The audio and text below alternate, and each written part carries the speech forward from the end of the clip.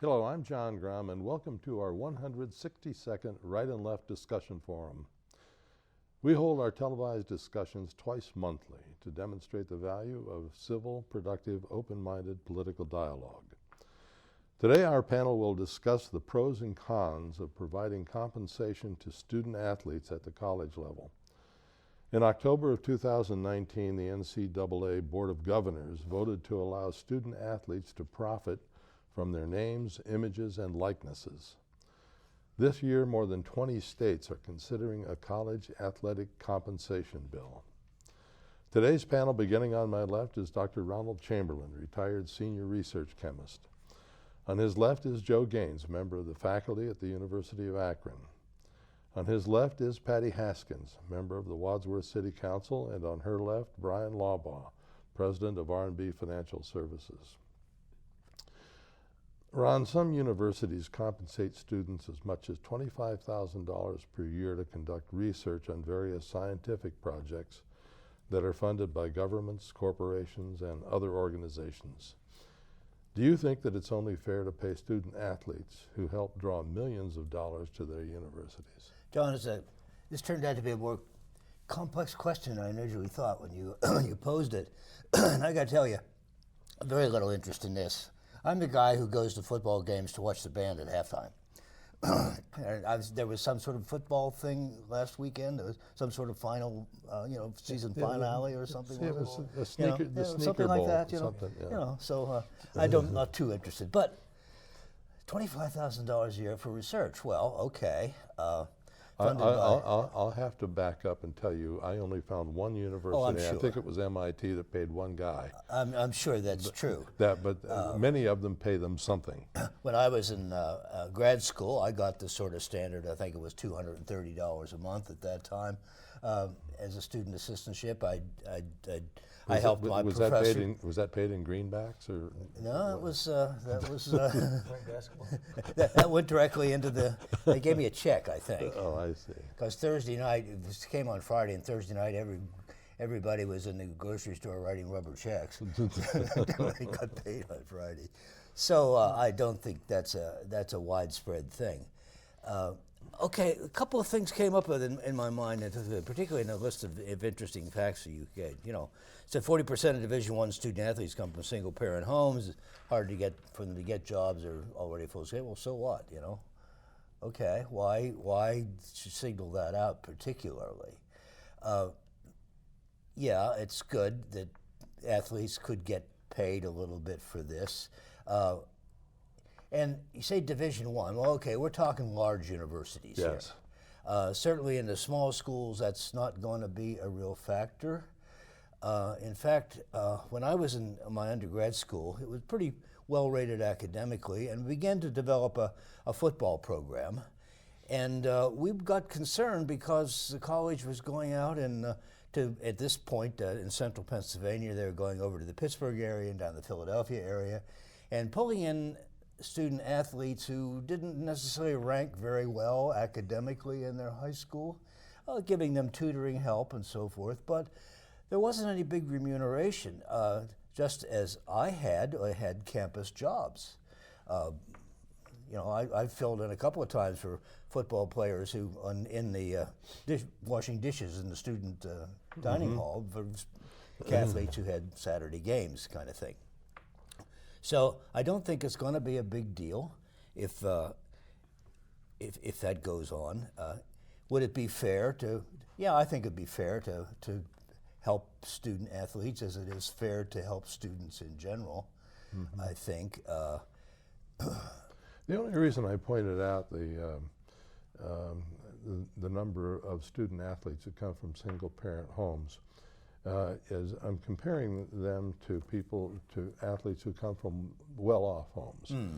And that when you think about two-a-day drills, classes, there's not much time left to earn even a little bit of pocket change.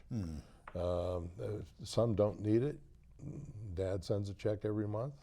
But some, there are 40% that are not in that situation. And that's true for big schools and little schools too. Yeah. And I don't know if it's if it's fair to do this for one group and not another, and is it going to make a big difference in?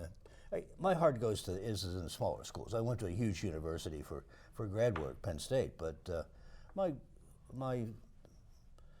undergrad school was about 1,000 students. You can say Juniata. We all know what Juniata is. Well, I don't know if anybody here knows Juniata College, but about the size of the College of Worcester, a liberal arts school. So, yeah, there's a couple of notes I had here. You asked about Title IX. Well, that's the gender anti-discrimination for gender. Shall we pay our volleyball players? Well, why not if we're going to pay everybody else? But maybe here's a student athlete, a football player specifically these days, I think, maybe basketball. They're being used as a kind of a farm team for the NFL and whatnot, and they have the potential of maybe earning big bucks when they get out. But a student who does have a small research grant, that goes well on his or her resume into graduate school and further on, and particularly in academia, not necessarily, to have some research background. Both schools like Juniata and the College of Worcester have programs for students in the sciences, particularly. Not so much in the arts, unfortunately, but in the sciences. So it's complex, I think. Whether we want to compensate them, I think it's good. Wasn't there a case in Columbus here a couple of years back where some student got into trouble by lending his or her image to, say, a local TV commercial or some such thing? What do you recall? I don't know. The problem down there was some athletes received free tattoos from a local tattoo parlor, and the coach wound up getting fired over it. So I don't know. I'm not certainly going to have a firm opinion on this at all. I just see it as a complex issue. I don't either, but Joe does. It's his topic. All right. It is my topic. Well, my view is different, I think, maybe in many ways. I teach at the University of Akron, so I have students there who are on scholarship.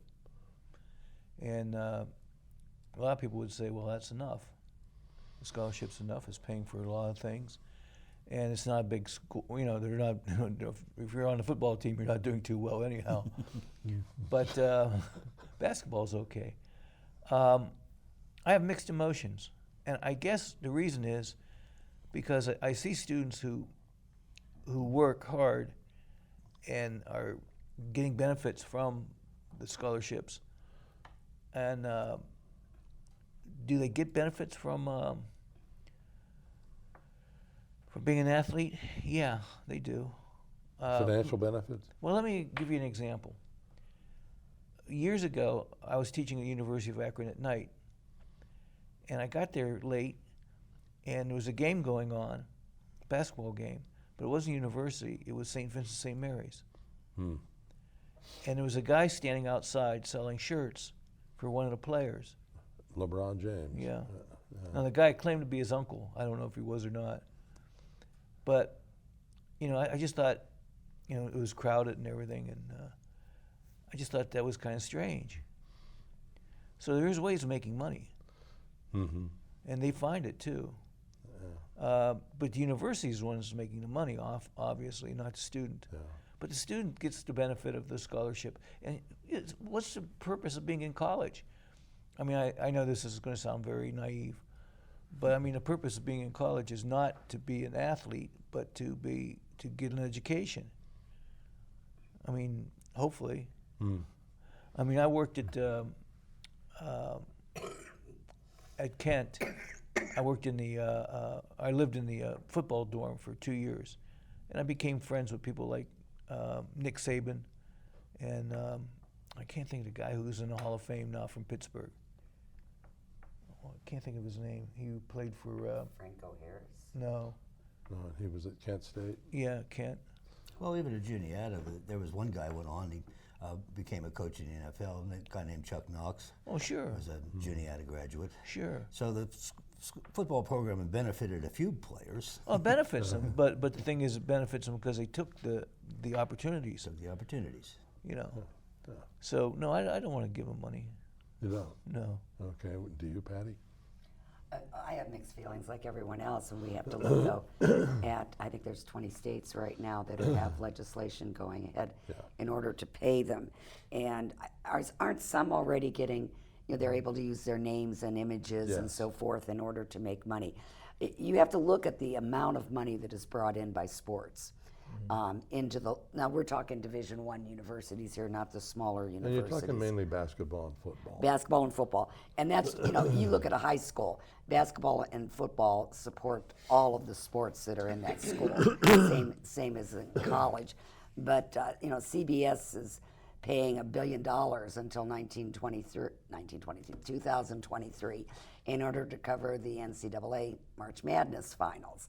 I mean, there's big money, and that money is not going back to the university for research or for education or for books or to lower tuition. It's going back to pay $5 million to this coach and make sure that you have an AD that has the best name and so forth. So build a new stadium. Build a new stadium. It's all going back to that sport. The players themselves, because of that, feel like they're being used. I mean, they are the ones that are out there risking injury in that particular sport, particularly in football. And, known some football players that have been injured, but all of them, only, I think, 2% of them go on to play professional football. So they're not going to make a name for themselves afterwards. Now, on the other hand, most of those good players are on scholarship. And so they are receiving a large remuneration. If you look at the amount of college debt that most students come out with now, it's humongous. Well, if you play football or play a sport, that's going to be, taken care of for you. I think the average in a Division I school is $57,000 a year. I've heard that. Yeah. And even on the smaller schools, there's a lot of sports scholarships that enable students to go to those schools, and I've known some that have. But those players do tend to feel used. This whole idea of amateurism for amateurism's sake, and that you should love the sport. We need only look at the Olympics to see look at all that spiel that goes on with the announcers. Oh, the great benefits of team sports and athletics. And there is.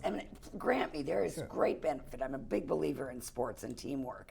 But you look at the Olympics, and Jim Thorpe, one of our greatest athletes that ever was in the United States, actually had his medals stripped away because the one summer, I believe he played amateur baseball and was paid like $10 so he could eat, and he had his medals stripped away. Now, obviously, our U.S. Olympic Committee a number of years ago changed that. Yes, they did. And they brought in professionals so as to be able to compete. And they also funded, now in that case though, they funded not only the major sports, but they funded all of the sports, whether it was a biathlon or a downhill ski or luge or, some of the odder sports that you might not be aware of.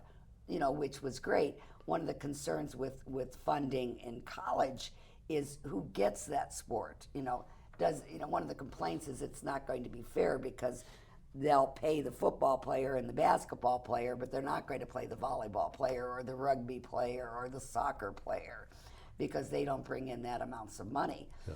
Of course, then, there's the argument that that's capitalism, and where there's a need, you get the money. So, and if you're not the big interest, so I have real mixed feelings on it.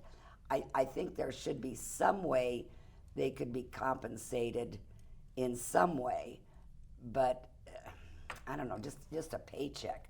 Because even a paycheck over a scholarship, if you get a paycheck, I would assume you wouldn't get a scholarship. A stipend of some sort. A stipend. Well, then that stipend's going to get taxed, and then you have teams also. Oh, this school's going to pay me more, so I'll jump over to that school. So, do you think maybe the issue is so darn complex it'll never be answered? I don't think it's going to be. No, I don't think there's going to be a huge change because of all those Bryan looks like an athlete. I say pay them. You know, the NC2A took in $1 billion. Patty touched on that. Yeah. Most of that is from college basketball. The March Madness brings in over $200 million. And they paid $1 billion for that. I just pulled up a little college football's most valuable teams. This was from 2018. The top team, Texas A&M, the Aggies, brought in $148 million. $148 million in 2018. They had profits of $107 million. Ohio State, not up there, and they're probably the top 6. Brought in $120 million. These are rough estimates. I had profits of $69 million, and the list goes on. I mean, I think they stopped at Texas Tech. They brought in $60 million. I mean, there's a lot of money sloshing around in the NC2A, and they should work out some sort of a compensation matrix that pay these players, because what's happening, and we touched on it, when you have players that are coming from single-parent families, underprivileged, they start doing things to help their parents, to help the mom, to help their family out. They sell trinkets. You know, they might go to an award dinner and they might receive some sort of a memorabilia. That happened down at Ohio State. One of the players sold his or gave his trinket to the tattoo parloor.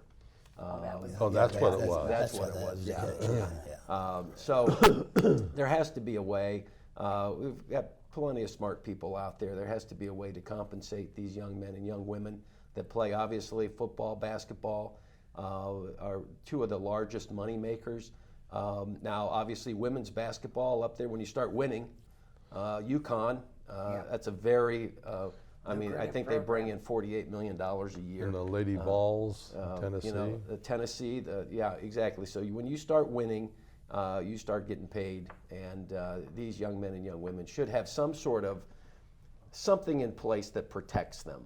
Okay, if they're injured and they can no longer play their sport, there should be something in place that restores them to some mobility. You know, if they blow out a knee and they can never play football again, he should be in some way compensated for that, because the university is using that young man or that young woman to generate these types of profits. So we have to figure out a way to do this. Now, for instance, with baseball has a farm system.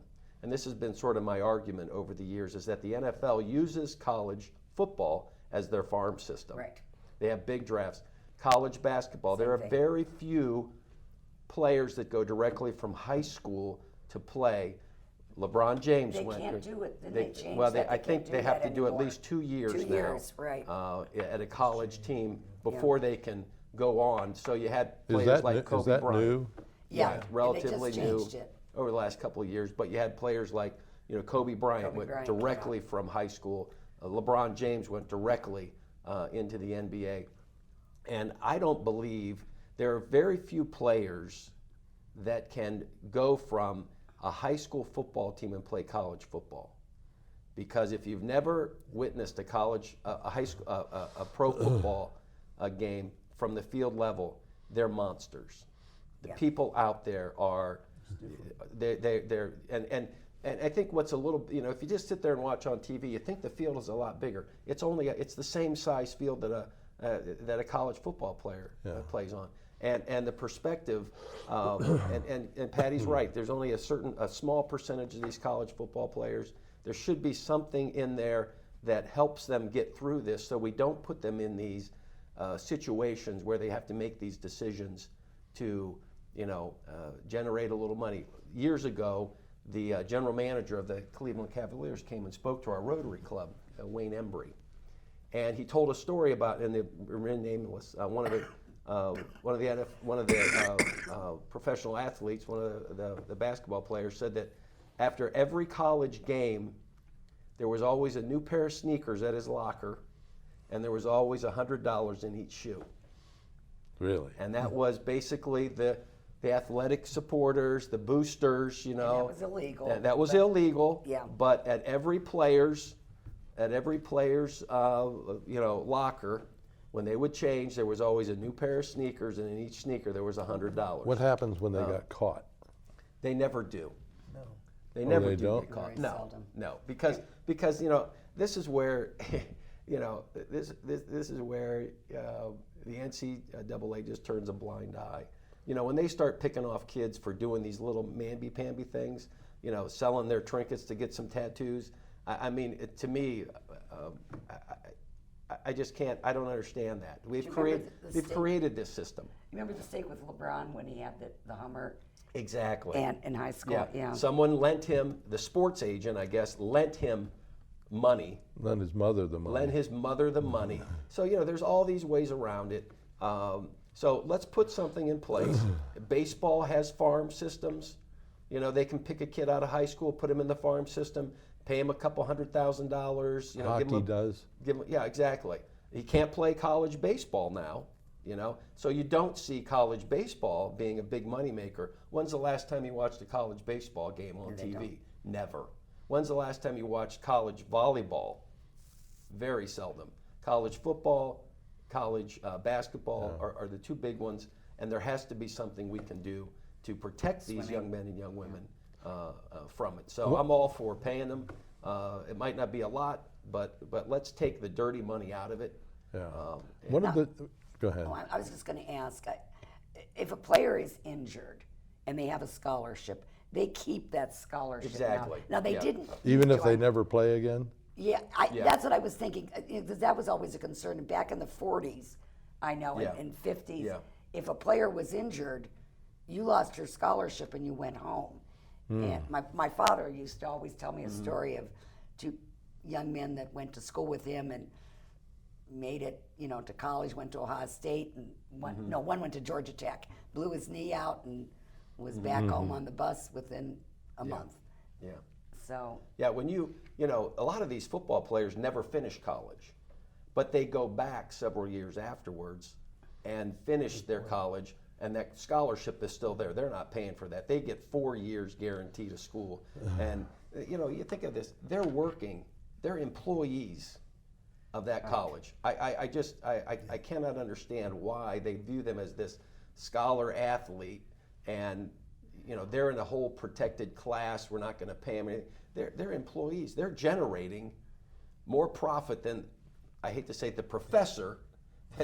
It's just the way it is. I mean, you know, I don't want to take anything away about professors and all those people, but when you have a player that can generate $4 or $5 million while he's at that university, trust me, you know, there's very few. And again, that supports all of the sports. Exactly. You wouldn't have those. I kind of object to the fact that none of it goes to the university, but it does go to support all of those. It goes to the university. You can't tell me Ohio State doesn't get a lot of coverage and a lot of goodwill out of Ohio State football and Ohio State men's basketball. People want to go just to get tickets. They want to go. Yeah. They want to go. Well, it's one of the subjects you said earlier that it's very hard.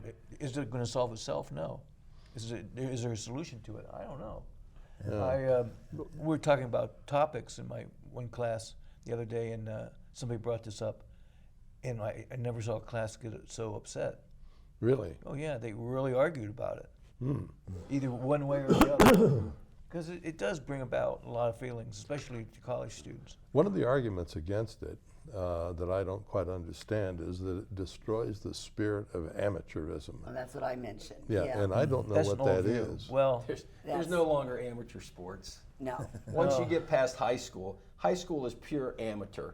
When you get into college, there is no amateurism ever in a college. There might never have been. That probably has never been. Well, Patty mentioned the Olympics, and I remember for the longest time, the United States never lost, and it was always an amateur team of some sort. Yeah. But they never lost. Then they lost. They lost to a Russian team where they were professional athletes. They were all soldiers. Yes. And there wasn't anything you could do about it. Right. So they decided to I don't know how they all of a sudden you've got the NBA All-Stars. You've got the dream team going on. Yeah. Well, the IOC just made that change Right, and said exactly. these can be professionals. But can So you pay a loser? I mean, they get money from the IOC in order to train, but, you know, and to pay for their equipment. And you know, those people don't. You know, when you're on an Olympic team like that, you don't have usually another job that you're working 40 hours a week at, and this is what you do on the weekend.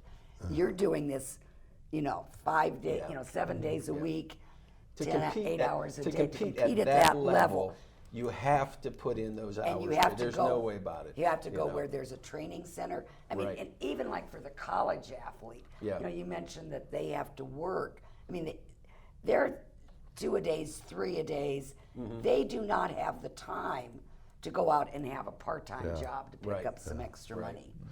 Well, Brian, you're the only person at the table that says pay them.